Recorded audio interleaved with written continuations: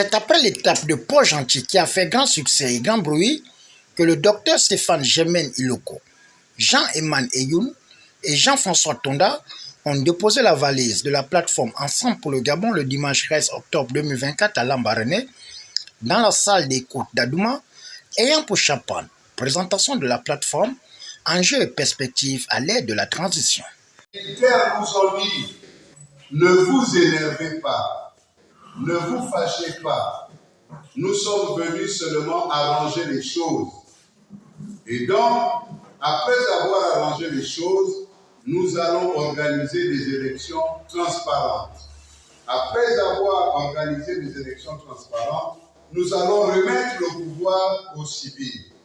Ah, j'ai commencé à dire avec mes amis, je crois que c'est une bonne chose, parce que quand même, chaque chose, toute chose a une fin.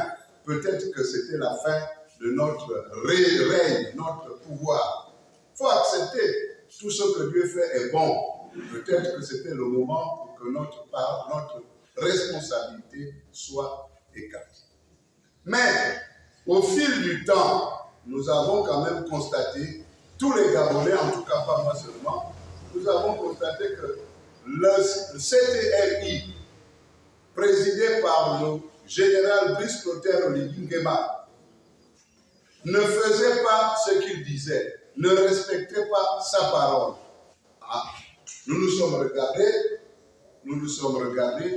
nous avons dit, mettons ensemble nos idées, parce que cette affaire-là risque de se compliquer. Et c'est comme ça que mes frères et moi, et ceux qui sont restés à l'île, nous avons créé la plateforme Ensemble pour le Gabon.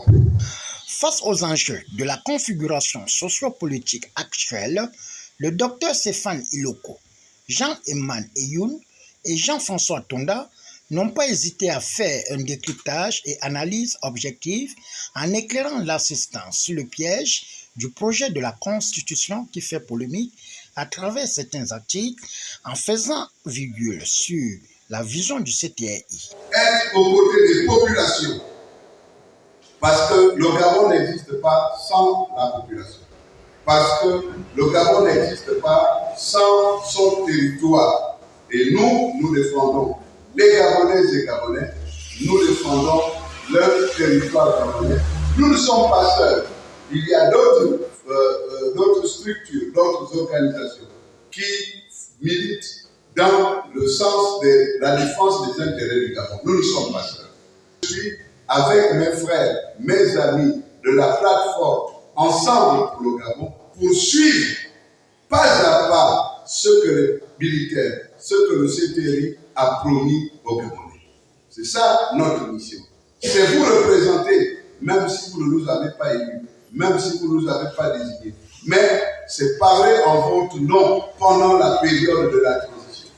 Et donc notre présence à Lambaréné, c'est une présence d'abord pour vous dire que nous existons. Notre présence, c'est pour vous dire que nous allons mettre ici des points focaux, des représentants de notre plateforme. Nous allons mettre ici des représentants de notre plateforme. Alors, heureusement que Dieu fait bien les choses, il y a eu, après le coup d'État, le dialogue national inclusif. Ce dialogue a été organisé par le CTRI et le général Brice Clotaire Oligui Nguema. C'est le dialogue que lui, il a appelé dialogue inclusif. Mais nous pensons que ce dialogue-là a exclu beaucoup de Gabonais. Il y a des gens qui auraient aimé assister, participer à ce dialogue, mais qui ont été exclus par la seule volonté du général Brice Clotaire Oligui Nguema. C'est pour dire aux Gabonais qu'il faut faire attention. Attention, le docteur Iloko vous a dit que nous ne sommes pas contre le CTRI. C'est pas possible. Le Gabonais qui ne peut pas reconnaître les bienfaits du coup d'État, ce Gabonais-là, c'est qu'il n'a pas encore compris. Nous tous, nous sommes derrière le président de la transition. Nous sommes tous derrière. Mais tout en étant derrière lui, mais nous servons de conseillers. Conseiller, c'est-à-dire que nous avons tous des enfants. Vous avez un enfant qui est grandi, vous allez dire qu'aujourd'hui, mon enfant, ah, ça là, cette habitude-là, je ne pas ça. C'est pas bon. Parce que si vous le laissez libre, laissez cet enfant-là, qu'est-ce qu'il va devenir? Il ne va pas parler. Donc, nous servons de guide au CTI aujourd'hui. En servant de guide, nous avons l'opportunité de dire ça là, tel point et tel point, nous ne voulons pas. Ce sont ces points que le docteur Iloko venait de vous énumérer tout à l'heure à l'intérieur de la fameuse constitution qui est un danger pour notre pays. Je dis bien danger futur.